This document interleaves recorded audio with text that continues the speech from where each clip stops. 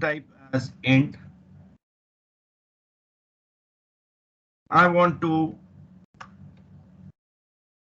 make it a not null column, means it doesn't allow null values. It's a mandatory column.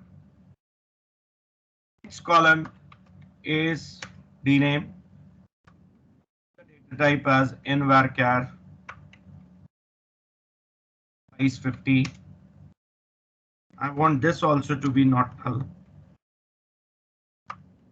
And then the third column is location nvarchar 50. And then I have a go statement. For now, I don't have any primary key or anything. If I want to assign a primary key, I just need to put this.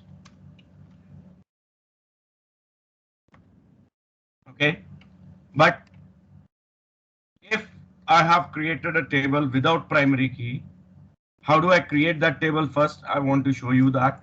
And then in that case, later on, if I wish to assign a primary key, how do I assign it? Using alter table statement, that also I want to show you. That's why here I have put it like this. Now, there are different data types. Known data types also are there, like int, char, float, double, decimal, money. Then you have varchar. Okay. And then we have used nvarchar also over here. So some question. First of all, tell me what is the difference between char and varchar? Easy question it is. So in varchar, in varchar, if the length of the character is 10 and we have assigned the size, maximum size to 50, then it will take only the space of 10, not 50. Correct. So 40 character space, it will be actually not consuming, which can be consumed by some other field. And that way it provides me optimized utilization of the storage. That's what you mean, right? Yes, sir. That's correct. And what about char? Char will save the all 50 spaces altogether, and then the other would be filled with the garbage. So first 10 characters will be the actual 10 characters, and for rest of the 40 characters, it will automatically introduce a space character, white space, and hence will consume all the 50 character space. Right? Now, how do we decide whether I should go for char or varchar?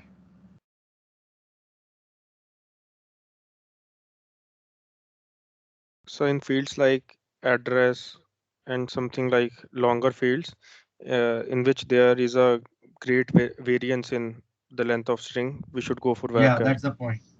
Correct. Variance is the point, right? If we don't know or if we cannot predict exactly how many characters will be there we have to go for varchar. But if we know that this particular field will always have 5 characters or always have 10 characters with no variance at all, or maybe if the variation is there, it may be negligible kind of variation, 1 or 2 characters here and there, then probably char is a good data type to use, because that way it will keep the space reserved. It doesn't need to occupy the space dynamically, which takes some time.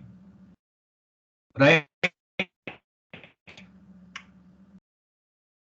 It's a simple thing. Now, let's come back and discuss about their variants. For char, with the similar behavior of a typical char only, we have another data type in SQL Server, that is nchar. And for varchar, with the same behavior of varchar, we have nvarchar. What I mean is, it's not like that this and this is not available. It's there in SQL. But in addition to char and varchar, we do have nchar and nvarchar also. So do you have any idea what could be the difference between char and nchar? In char only the in char and varchar only the ASCII characters are stored. But Correct? if we want to like maybe use a multi-language or something, then Yes, we should go for nchar and nvarchar. that's right. So ASCII characters require just 1 byte per character storage. If I go for nchar, which means I'm looking for extended character set to be supported, I have to go for Unicode characters, which consume 2 bytes per character. And this is something which will be required if you're going for multi-language application with support for multi-language data. Understand? Same is the case here for varchar and nvarchar also. Now, what would you recommend? Seeing the kind of applications which are built these days, whether it is mobile application or web application or standalone desktop application, seeing the kind of data they work with, they use, what will you recommend? Nchar and nvarchar. The Unicode versions, right? And that is the reason why we are also using nvarchar over here. Make sense? Yes. Let's select this table and say execute. Your table must have been created. If you expand this, if not visible by default, no issues. You can just right click tables here and say refresh, and you should be able to see your table HRD.departments, where HRD is the schema and departments is the table. Do you get it? Yes. Okay, let's add some data to it. How do we add? Insert into Insert statement, right? Insert optionally into keyword can be used. Into is optional. I say HRD.departments, values. For values, optionally I can specify the column names. If I don't know the order of the columns, I just know the names, I can probably use that information here. So in whichever order I put the column names over here, in that same order I need to provide the values here after values. For numeric data types, it's okay if you don't give the quotes. For any other data type, the quotation is mandatory. For numeric, if you give, that's okay. If you don't give, that is also okay.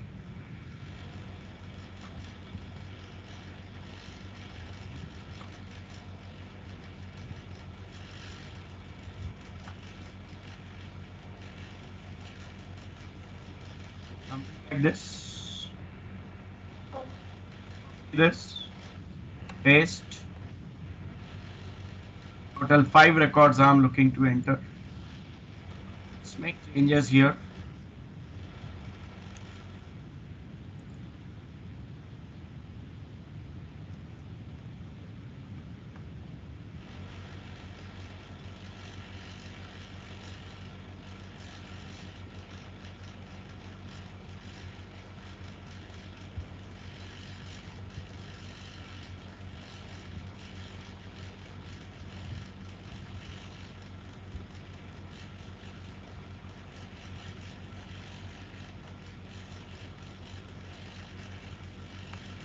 The location for the 5th department I have changed. I've boosted. So all 5 insert statement will go at once to the server.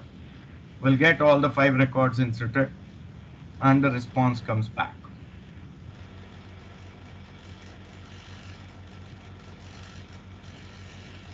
Select this set of statements and say execute.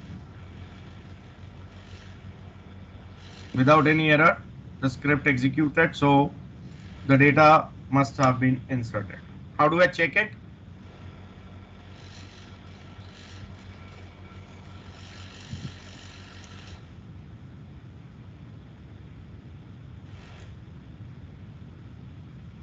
Here is the query. Select asterisk from HRD.departments. Select and say execute.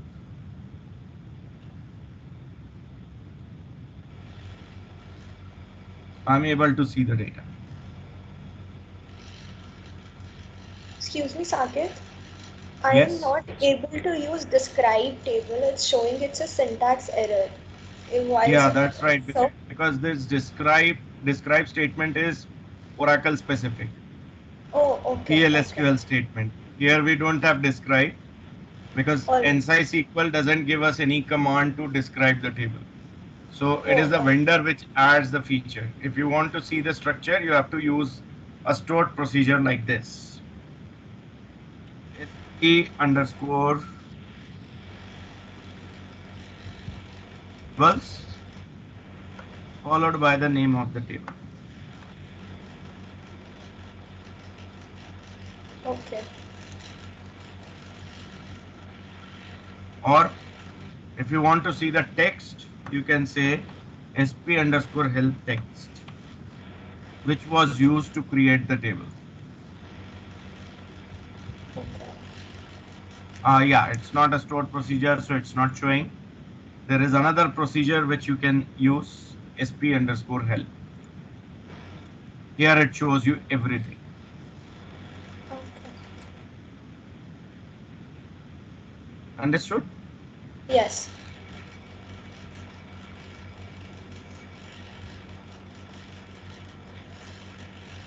Okay, so one question here. Focus on this statement. What is the significance of asterisk here? Select all. The So is it columns. all columns or all rows? The columns. All columns. And if I wish to select only department name and location, how will Select this query be written? department name, comma, location instead of asterisk. Department name, comma location, which means I probably need to specify the names of columns which I'm actually looking to read from, right? This is something which is called as projection expression. What you are going to project. Asterisk means all columns. If column names are given with comma separated values, what that means is you are projecting only those columns whose names are listed here. Understand? Just one more question. Yes. If I try to put double quotes around like the department name and location, why is not that working as well? Syntactically, that's incorrect. Databases support single quotes only for input. Does it happen with Oracle and others as well? See, it depends. Basically, the vendor may additionally give the support for the double quoted syntax. So I cannot comment on whether all databases behave the same way. But yeah, if I talk about NSI SQL says that it should be single quote. Okay, okay. So if you are using single quotes across any database, it will work. Double quotes may work in some databases, but not in some other databases. Okay. Okay. So usually we should stick to the NSI SQL syntaxes, which makes it consistent across all the type of databases. Make sense? Yes. Okay. Now what I want is, I want to get this location updated. How do I update? Update table set. Update departments set. I just want to Location. change the location. So I'll say location equal to whatever I want. If I just run this query till here only, what would be the result? All of the rows will be All of the records will have. All of the rows will have location updated to Hyderabad. If I want to do this update for a specific row, What should I do? Where? Should use the where clause to apply the criteria. So I say where department number is equal to, let's say, 50.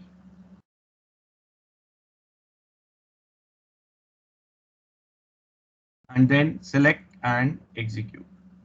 And then again we can go for select statement to see location has been changed. Yes.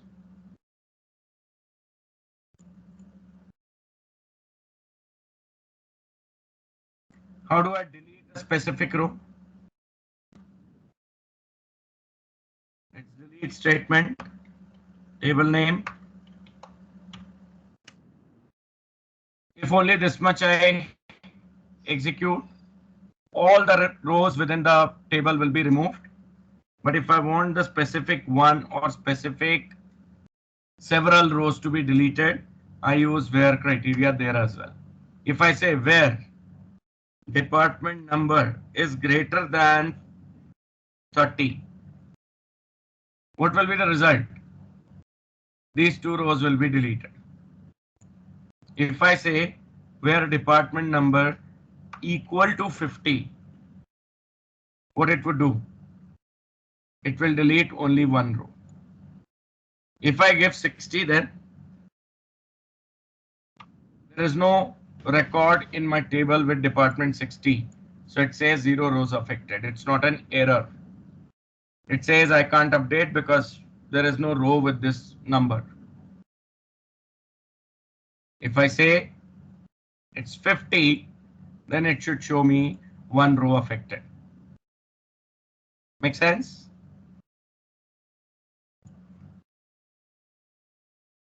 Yes? Yes. Yes, sir. Yeah.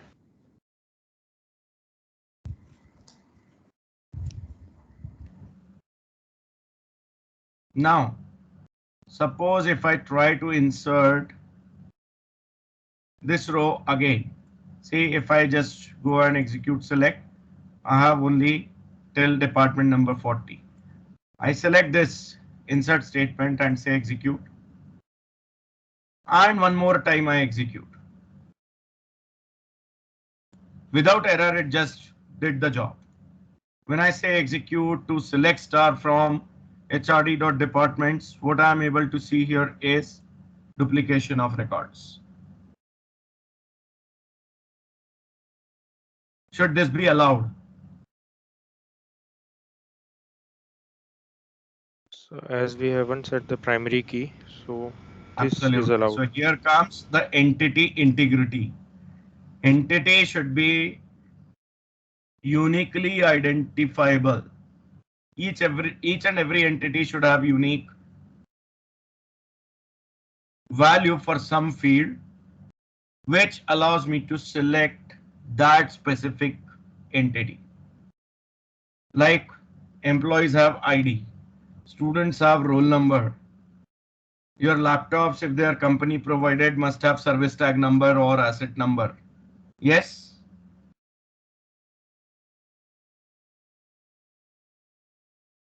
That is called as entity integrity. How do we achieve that? By applying primary key. Now the table is already created. So how do I apply primary key? And with this state of the table, will I be able to apply the primary key? No, sir. It won't allow me. Existing data will conflict. So here first I say delete the duplicate data. Confirm that it's actually deleted. Right? And then here I say alter table HRD dot departments.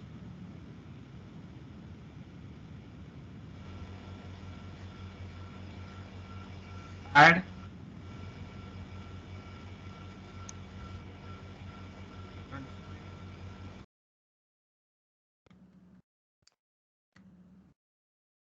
constraint name, let's say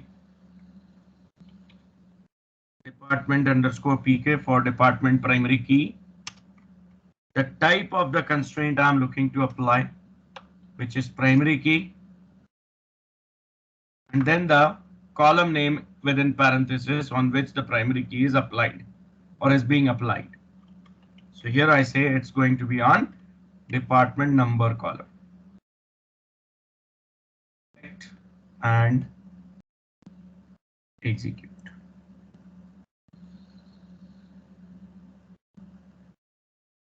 Done.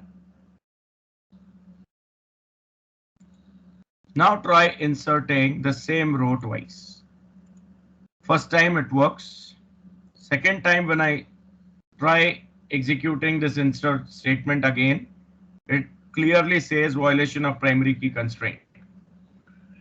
Name of the constraint: cannot insert duplicate key in object hrd.departments. The duplicate key value is 50 here. Statement has been terminated. So we achieved the entity integrity successfully. Yes or no?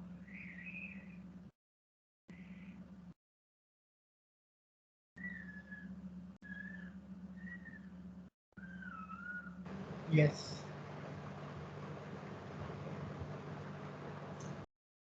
I want to alter the table once again to add a new column. Alter table hrd.departments.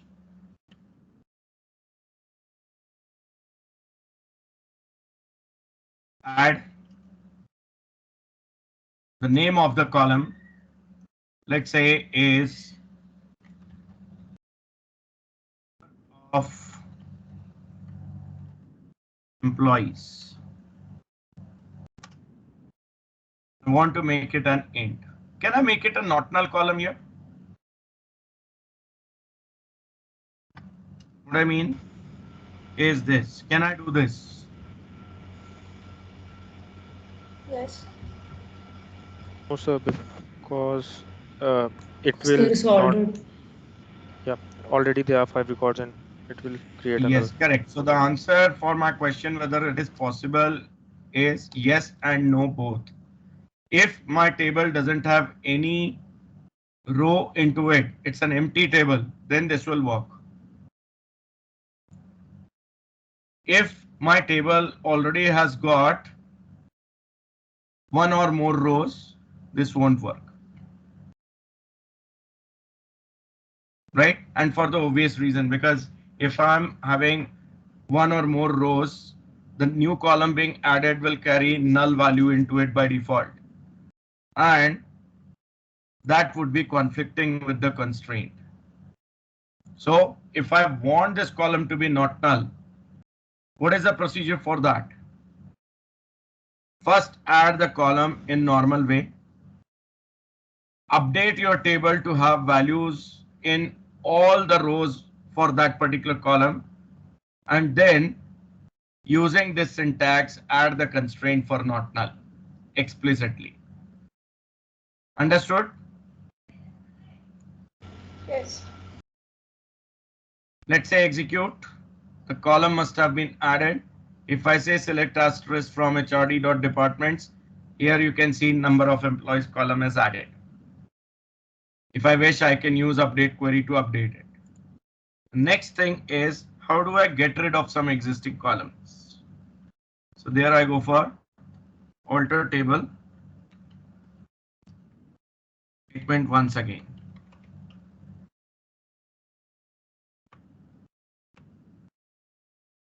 There I say drop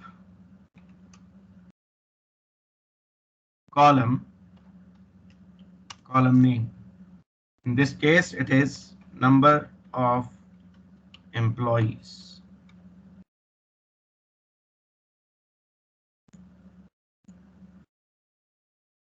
And now again, if I say select, it shows me the column is dropped.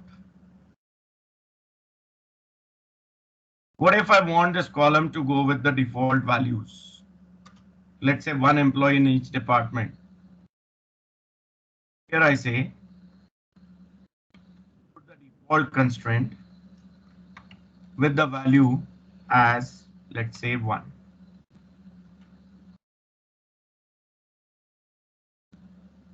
Successful. Let's execute the select statement. Still, the thing is, here onwards, if I add any other row, there it will take the default value 1. But for the existing rows, it is still giving null. And what that means is I cannot use default clause to just put the not null constraint here. In this case also, first I need the nullable column to be created, add the values manually to this for existing rows, and then add the not null constraint. But yeah, this is the way how you set up the default constraint for upcoming rows. And this constraint could have been put over here as well while creating the table. Understood? Yes.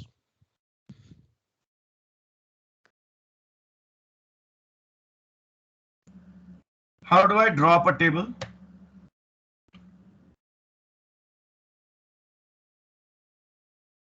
Drop table HRD dot departments. The table is gone. If I try running this select query, it will say invalid object name. Understood?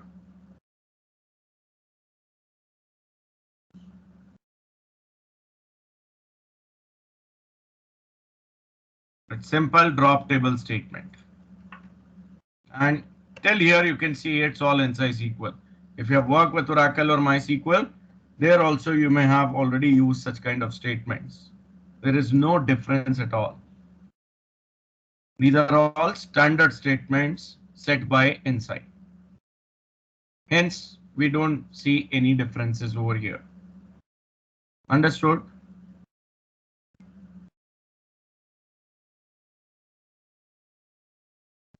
Yes.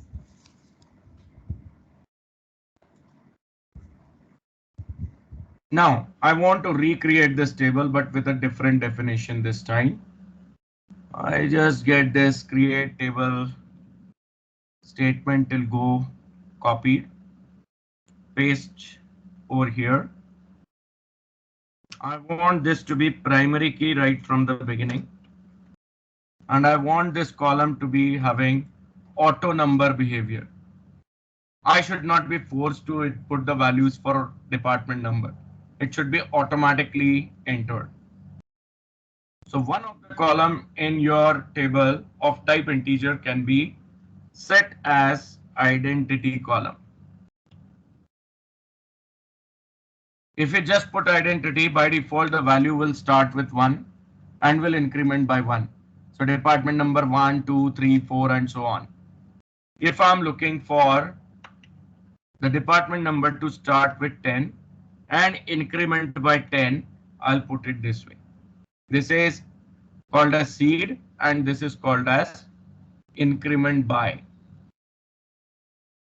So this will be the first value to be added. The next value will be this plus this. So 20. Next to that will be 20 plus 10, that is 30. Next to that will be 30 plus 10, that is 40. Otherwise, by default, if you don't give anything here, it will be 1, 1. Understood? I also want some domain integrity over here. Not domain integrity actually. For dname, I'm looking for the user defined integrity, which will be the application specific requirement. I want the department name should be having at least 3 characters into it. How do I check that?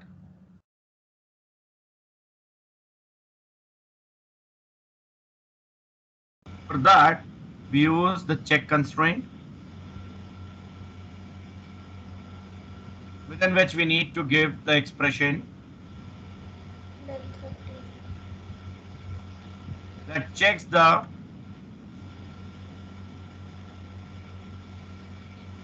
length of the given field, or I would say the length of the given or length of the value of the given field that is being entered.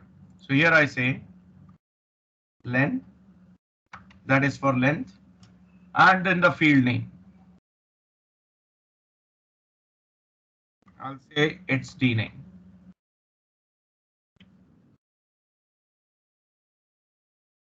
Is greater than equal to 3. Check constraint has to return a Boolean value. Right? So here when I say primary key, it's basically entity integrity.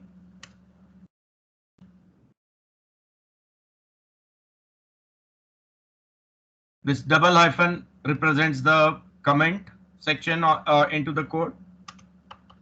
Check constraint is referring to user defined integrity, which will be always application specific requirement.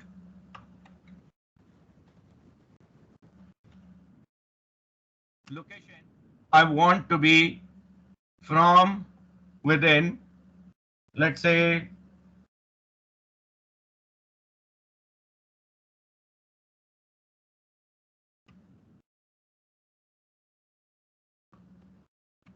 Mumbai,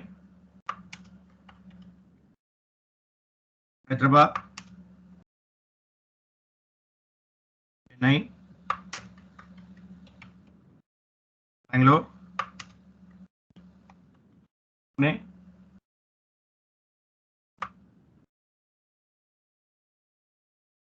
That's it. I don't want the location to be anything out of this. Let's say my company's office everywhere across the world is within these 5 cities only. So any department cannot be placed in any other city other than these 5. So this is something what we call as domain integrity. What is domain over here? The range that we have specified. The domain here is this list. Do you get it? Yes, sir. How do we apply this? Enum. No. Databases don't support enums. In Though you're right, if you're writing a custom application, enum can help you to create list of values. Again, this will be enforced with the help of check constraint only, where I use the operator in. And I place the list over here where each value actually is a quoted value. Again, when it comes to quoted values, it has to be within single quotes. As SQL Server follows NSI SQL straight away.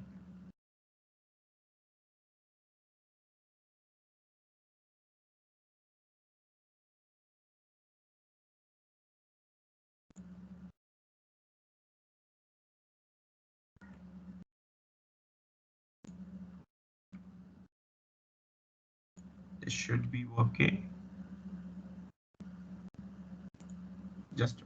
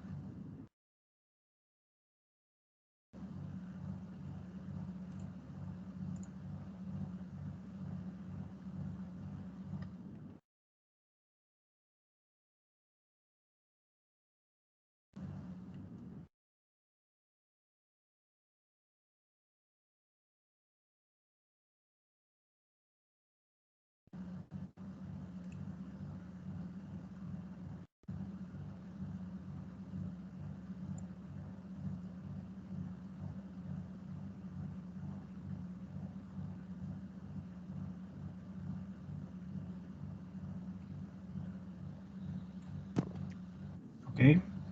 So this should be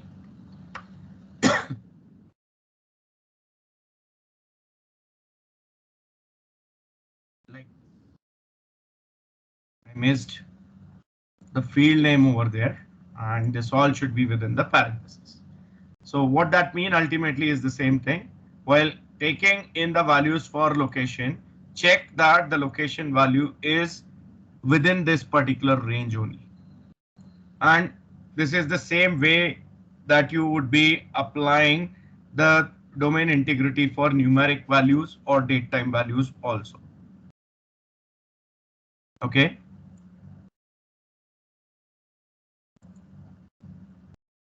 Execute. Your table is created. Now see, when I try to insert, let me copy the insert statements from here.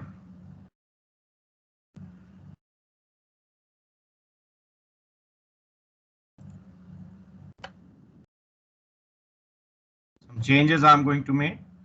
The identity column cannot have explicit values entered.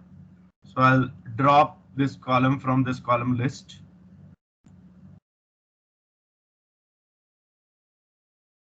It will be auto generated. Hence the values are also going to be dropped.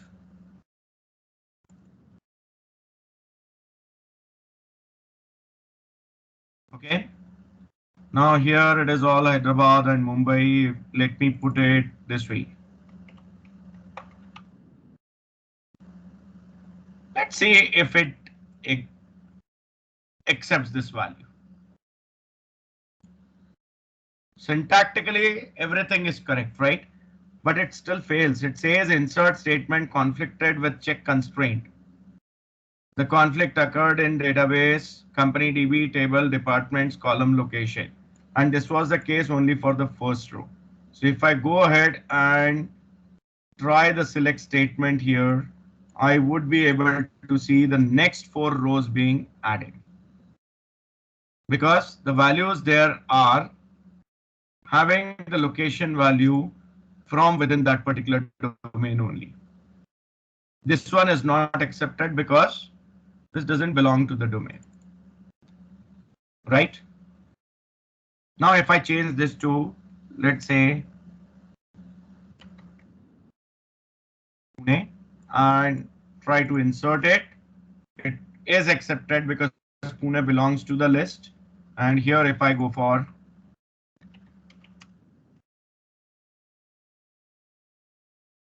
select statement,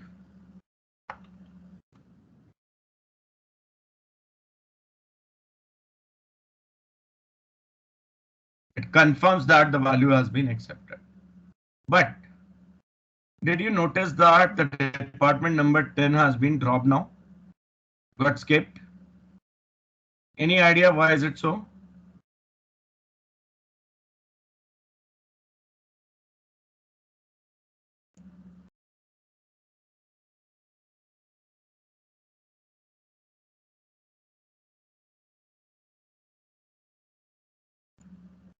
Anyone? Because they're already inserted. No. It tried inserting this record in the first go. So there it generated department number 10, but then that statement got failed.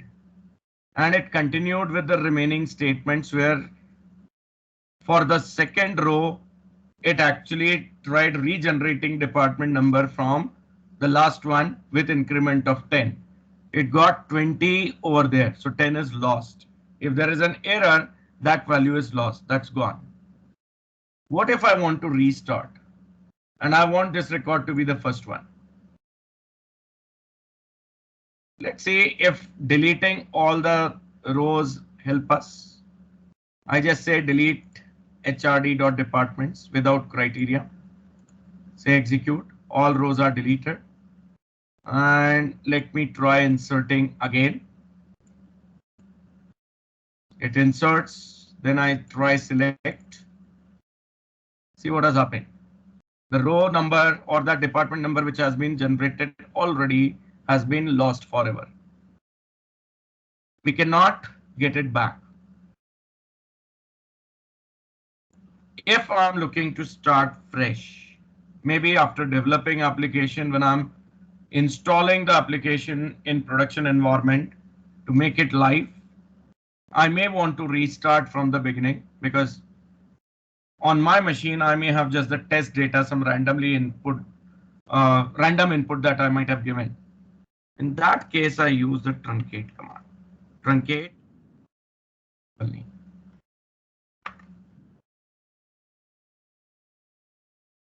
Select. Truncate table should be there. Okay. It's empty. And now again I say insert. And then I say select. See. So we have a solution as well. Because with truncate, the table is dropped and recreated. Am I right? Yes. So it starts fresh. Any questions so far? How many types of integrity we have discussed so far?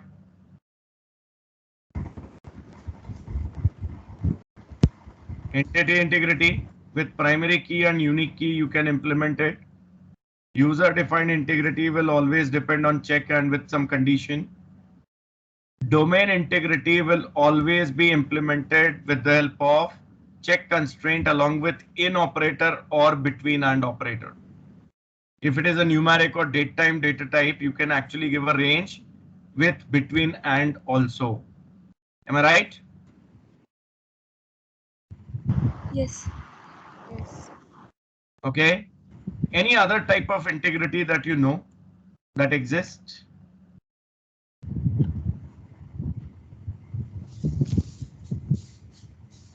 There is referential integrity. Remember we discussed about it? Foreign key, yes. Yes. Yes, exactly. So if I'm looking to have another table created over here named as employees under HRD schema.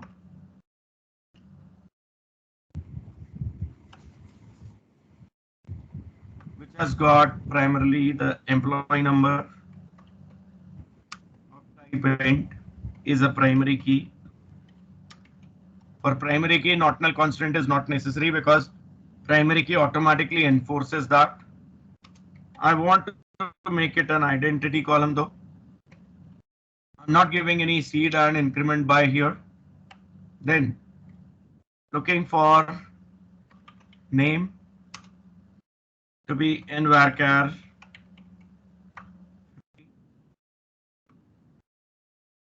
and not null. And then I'm looking for department number int. I want this to be referred from the departments table. Means whatever value is entered here. If it is entered, it has to be existing within department table. If it is not entered, it is null. That's okay. It can be either null or it should exist in departments table. That's my need. That's where I say references.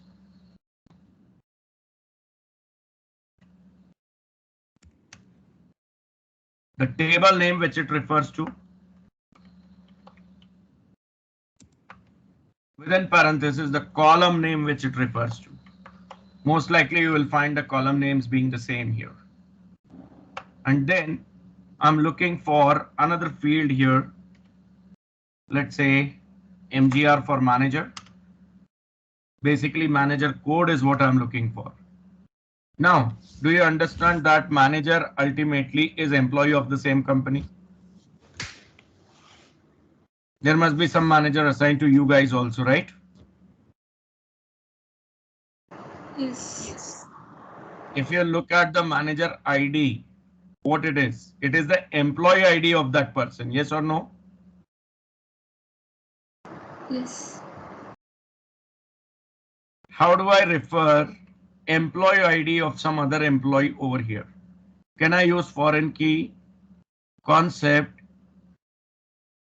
here where the field in this table refers to another field of the same table? Why not? It is possible. I say references.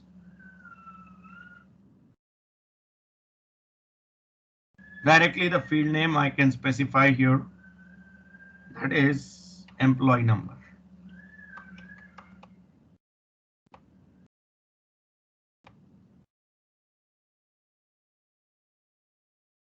Okay. So let me put it this way.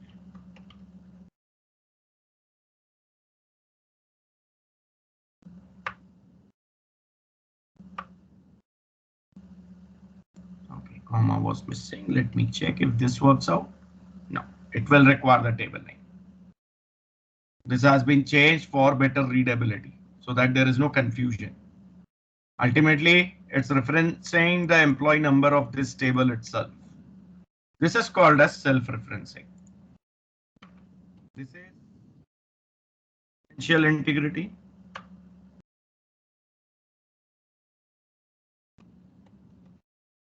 With foreign key.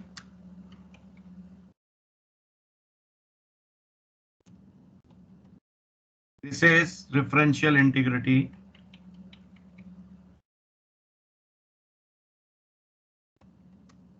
With self-reference. Okay, though this is also called as foreign key only. Say go, select, execute, and try inserting some records here. So insert HRD dot employees. The column list is not mandatory if I'm adding all the columns. I can directly go for values, but I do have identity column. Now for identity column base table, it's not necessary that you need to have the column list always specified just because you are going to give value for one column less. It understands that the remaining column is identity column and it just considers it. So I can directly go for values. Let's say name is James, department number is 10, manager is, I'll say null. There is no manager for this employee. Let's see if this is supported. Yes, it does.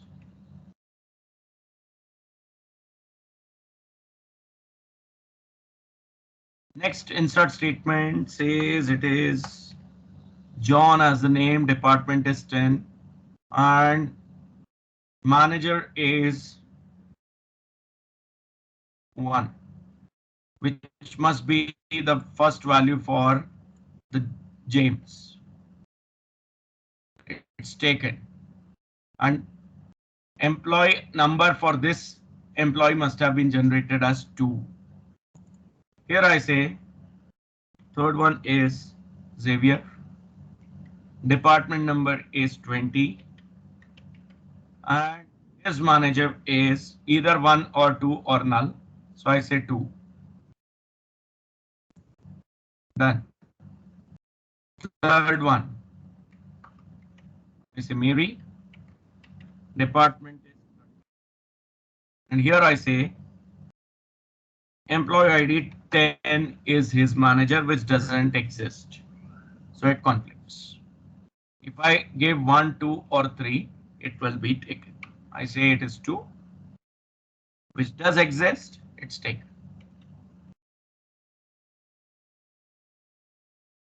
Let's verify.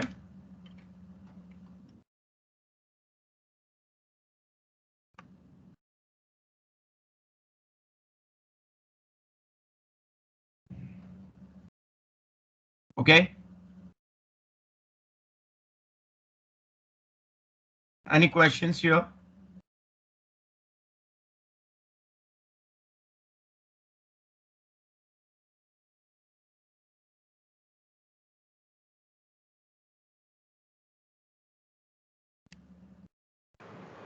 So if you could repeat the self-reference part once. Yeah, so consider a simple example here, which is actually this one only. Have you received your joining details with your employee number and all? Yes. I mean employee ID. Yes. Yes. Now, have you received any detail of to whom you will be reporting? The manager's name. Yes. Manager name. So it must be a manager name, and that manager must be having some ID as well, right? That's right. If you check your mails within which the details have been shared with you, there must be a manager ID. Right.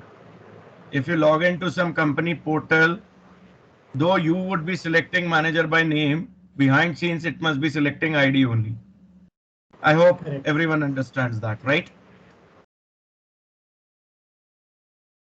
Now, what is that manager ID? Is there a separate table for managers to hold their profile details? It can be, but practically, is it feasible? Aren't they also the employee of the company?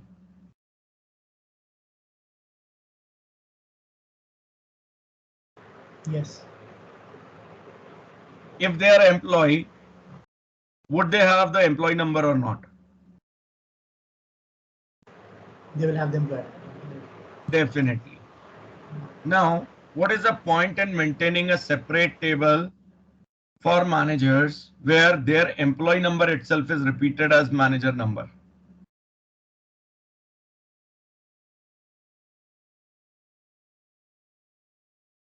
Now, do you see a relation? This guy, James, seems to be the top level manager. He is not reporting to anyone. This guy, John, reports to James. You can see here, employee number 1 is used as manager code for John. So from here, I take 1, I go here and I see the name. By this relation, can I say James is the manager for John?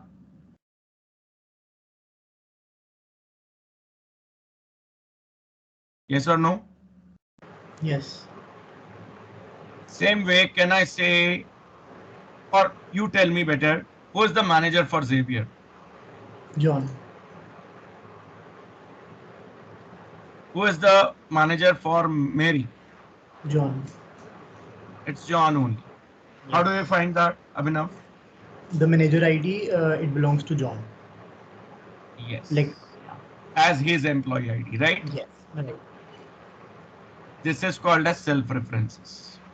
Got it. And why self-reference? Because here we are referencing a field in the same table. So table-wise, it is self-reference. Okay. Understood? Yes. Thanks. Now, from this, we can find the complete organization chart as well, right? Mary and Xavier are subordinates of John, where John himself is subordinate of James. Complete organization chart hierarchy I can build with this. Yes or no? Yes. Yes. Okay. So that's how it's working. And if this is confusing, simply take it as a foreign key thing only. Imagine there are 2 tables with the same structure. So here the manager code is referencing the employee number of the other table. Understood?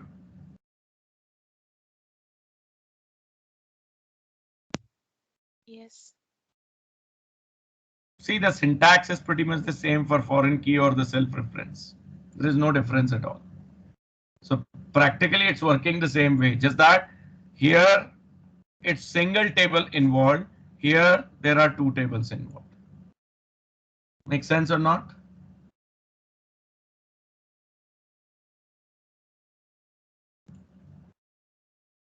Okay, so just sharing one script file over here with you guys. Probably I need to copy and paste it into the chat box. Sharing files may not be allowed because it is 2 different organization people interacting. So I copy the text and put it into the chat box. Various scenarios are actually put into that script, right? Different types of queries, different types of operators,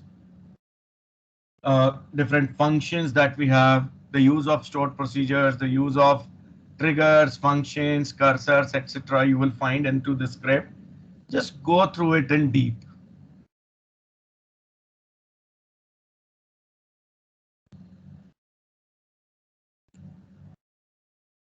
Okay, it's not going in a single shot. What do I do? Maybe I just copy this file to my OneDrive.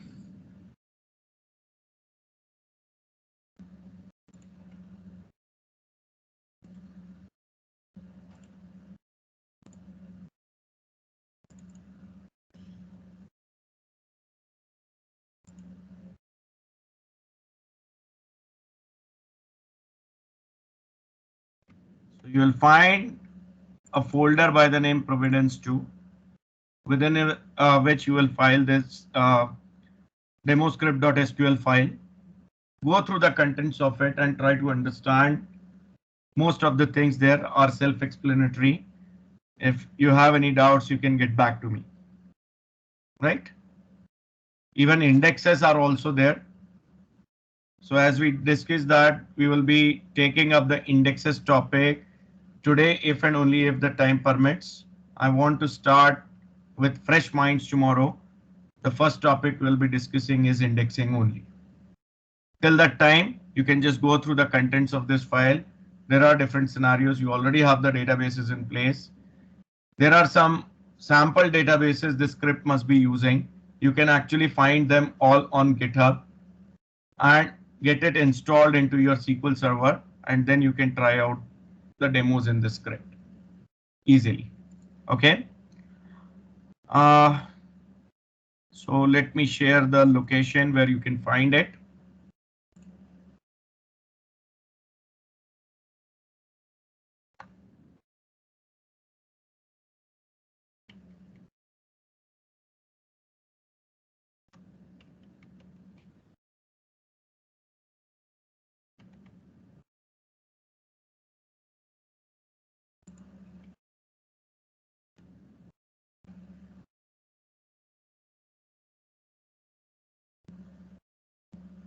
Check your chat box. I've shared a link there. Any one of you kindly click that link and confirm if it is accessible to you.